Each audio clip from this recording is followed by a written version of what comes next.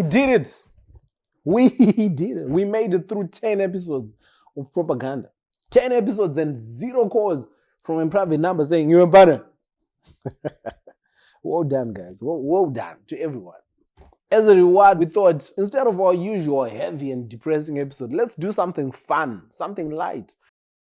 If your parents are in ZANU-PF or have stolen state funds, this might not be light for you, so skip. Today we are looking at 10 most important moments in Zimbabwean history from the year 2000 to the year 2020. Limiting this list to just 10 moments was very difficult because we're a nation of performers.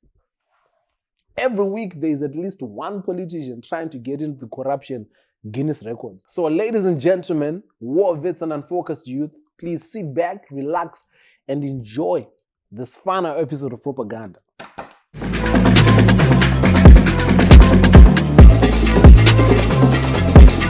At number 10, we have the land reform program. I must have been in grade 4 when I started hearing about land grabs, and I can still remember my young mind trying to imagine how exactly someone could grab land. It wasn't making sense to me. Only to grow up and realize that it had happened exactly how my young mind had imagined it. That ownership of land is the cornerstone to economic freedom was never in dispute.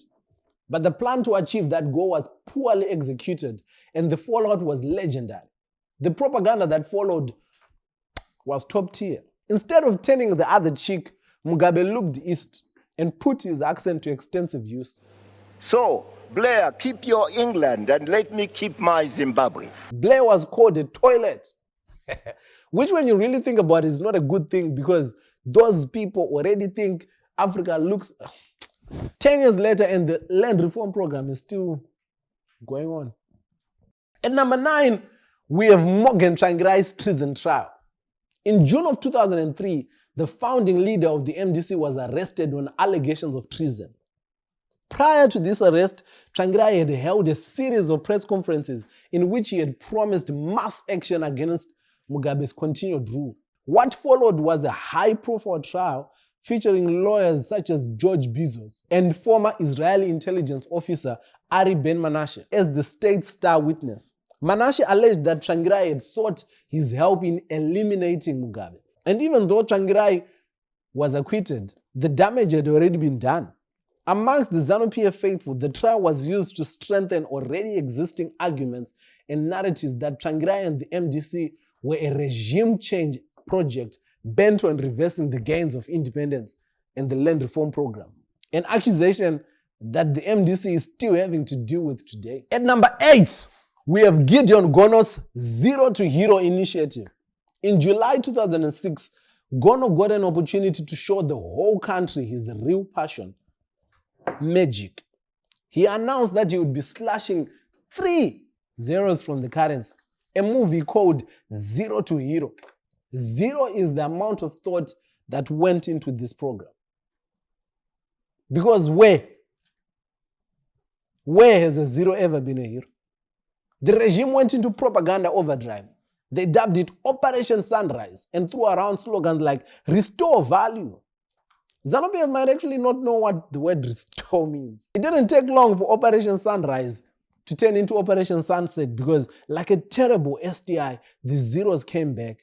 3 months later, Gono slashed 3 more zeros. A year later, he would slash 10 zeros. This guy was having fun. Now you understand why 2% Mugabe thinks and feels invincible. Because he knows as long as he's not slashing any zeros, he's still not the worst. Okay. We are managing the financial affairs very well, trust me. Right. At number 7, we have the Marange Diamonds discovery. Diamonds were discovered in the Marange area as early as 2001, but they were discovered again in 2006. The major difference between these two discoveries is that in the second one, ZANU-PF was involved. When you see me do this, it means someone is lying. For a period of 15 years, De Beers had been prospecting in the Marange area for kimberlites until their license expired in 2006. The horror stories that followed this second discovery is the stuff Hollywood movies are made of. We all have at least one relative who either went to Chiadzo or a relative who never came back from Chiadzo. More than a decade after the government got directly involved in the mining of diamonds, the people of Marange are still waiting for the most minimal improvements to their community. I don't think we have exceeded $2 billion or so, no? And yet we think that well over 15 or more $billion have been earned in that area. So where have our caras been going?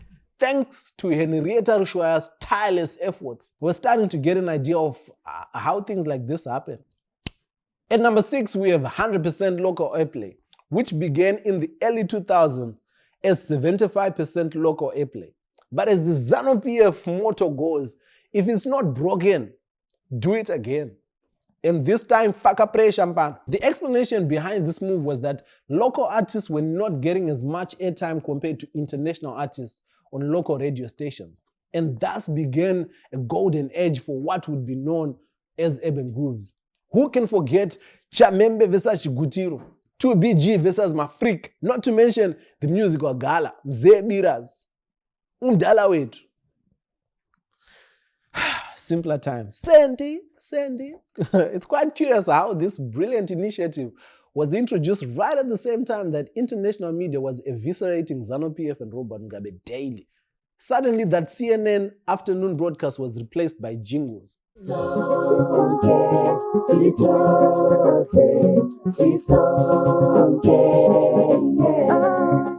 But that's a conversation for another day. At number 5, we have 2 moments that we have rolled together for the sake of time: dollarization and the government of national unity. These moments happened so close to each other that most Zimbabweans assume that dollarization came with the GNU, but it didn't. In April 2009, Patrick Namasa, who was the Minister of Finance then, announced that Zimbabwe was adopting the US dollar as currency, officially ending Gideon Gono's magic show. The GNU followed soon after that. To this day, I believe that ZANU-PF dollarized just before the GNU came to be, just to spite Tendai Biti and the MDC. It's a brilliant political move when you think about it.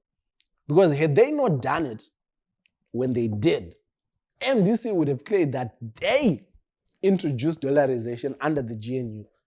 The same way that they claim Tendai Biti is the best finance minister ever. At number 4, we have these flag protests. In April 2016, a young, handsome pastor held a flag, switched on his smartphone and said, This flag, this beautiful flag. Prior to sharing this video, Pastor Ivan was just a beloved pastor amongst his congregants at Generation Church in Harare. The video went viral and he released another one and another one. And before long, #this flag was a consistent trending topic on social media. The regime didn't know what to do. There was talk of banning the usage of the national flag for non-national business. There were talks of a cyber bill. But when all this proved to be too slow, they just defaulted to factory settings. Ivan Mawarire was arrested and charged with treason. At number 3, we have elections. In other countries, election time is a special time because the citizenry gets to show how it feels about politicians and their policies. In Zimbabwe, we are yet to find out what the fuss is all about. Which is why we're not even going to waste your time by focusing on any one particular election, because they've all been the same. It's jingles, rallies, rally promises, mixed with threats. Then you have Uzumba Maramapung. And repeat, the winners have always been the same guys, despite God and Baba Jukwa being in it. Just to show you how much of a foregone conclusion elections have been, in 2018, one of the candidates held an inauguration 7 months before the election. At number 2, we have the shamelessness that was Grace Mugabe's appointment as ZANU-PF Women's Chairperson. In August 2014, Gucci Grace ascended to ZANU-PF upper echelons, never having occupied any other position in the party prior to this. There were so many theories as to why Robert Mugabe had done this, but none, absolutely none, came close to foretelling the chaos that was soon to follow.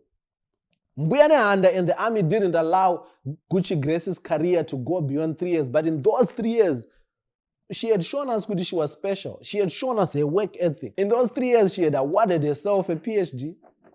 He held over 12 national rallies, publicly harassed at least 5 high-ranking government officials. 2 of these were vice presidents, which ultimately led to their firing. But sometimes you just have to take a breather to celebrate your wins. Check in with your ancestors. Make sure they are not on leave when you need them the most. Recalibrate. Had she done that, she would have known that one of these vice presidents was different from the other vice president. This would be the straw that broke the camel's back. But to be fair, the camel was 92 years old at the time, so, you know. At number 1, we have those 2 weeks in November. November is a sacred month in Zimbabwe. There are so many things that are not allowed to happen. Marriages, biras, any cultural event of any sort is not allowed. But those rules say nothing, absolutely nothing about a coup. The month started like every other month that year. Gucci Grace was on a trailblazing path to being vice president. And after Mnangagwa's dismissal, it looked like it was a done deal. But then entered this guy. Chiwenga held a press conference where he let it be known that the military was not afraid to step in to protect the gains of the revolution. The next day, the Youth League held their own press conference and threatened the military. Within hours, armored cars and tanks were seen moving into the CBD and strategic points in Harare and other major cities. The G40 seemed unfazed at first, but by morning, Kutonga Kwara was number 1 on the Billboard charts. You guys know the rest. That's it. That's my top 10. If there's a moment that you feel deserves to have been on the list, let's talk about it in the comments. The point to all this is we need to make a more intentional effort into studying and looking into the moments that led to where we are as a country. If for anything else, to make sure that history never repeats itself. And in some cases, to make sure that it does. Ladies and gentlemen, war vets and unfocused youth, we've come to the end of the episode and the end of Properganda Season 1. And if everything goes well, I'll catch you guys in a few months. Well, you never know.